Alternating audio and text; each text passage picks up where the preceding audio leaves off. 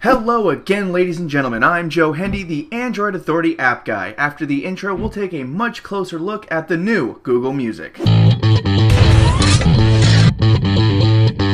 The first thing you'll notice is the complete change in design. Google Music has adopted the same kind of card view that you would find in the Google Play Store, so while the experience is vastly different from the old Google Music, the design elements are actually quite similar to some current Google apps. When you open the interface and click on the top left, you'll be shown a list. There's Listen Now, My Library, Playlists, Radio, and Explore. This not only helps you enjoy your own library, but gives you an interface to explore Google Music and the content you can find there. When you go to any area where there are artists, song, or playlists, they show up as little cards not unlike in the Google Play Store. This is definitely nicer than the list view that Google Music used to use. At the bottom right is a 3 dots button, and we'll talk more about that here in a minute. The whole interface essentially revolves around this main premise. When you're exploring new artists, it's more or less the same interface as selecting an artist from your personal library. So once you get used to the functionality, you can get through the whole app without much of a problem. As a whole, the interface is more colorful and more complicated. Gone is the dark background with the simple list view where you just select your songs. It's more focused on the entire experience of Google Play Music instead of just replaying the music in your library. This leads us into functionality. If you strip it all the way down, the functionality is about the same. You open the app, you select some music, and then it either plays it from your device or streams it from your library if you've uploaded it to Google.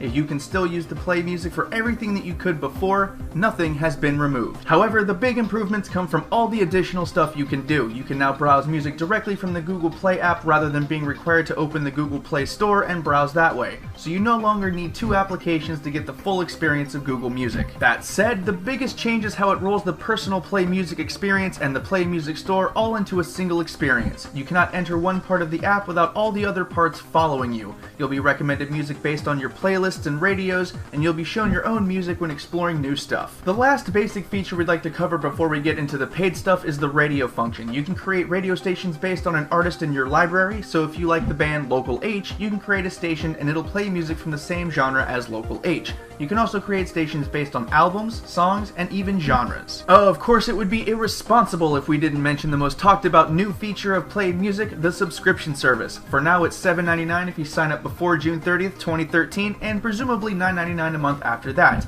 They're calling this an All Access Pass, and it is pure awesome. Here's how All Access works. You can listen to anything available on the Google Play Store. It's really that simple. Any artist, any song available on the Google Play Store is yours to listen to. Just go to the artist page, find a song, and click it, and it'll play right away. Essentially, Google's music library becomes yours. Lastly, to best use this service, each artist has a 3-dot menu button that we mentioned earlier. By pressing on that, you can start a radio station using any artist, song, etc. as a base.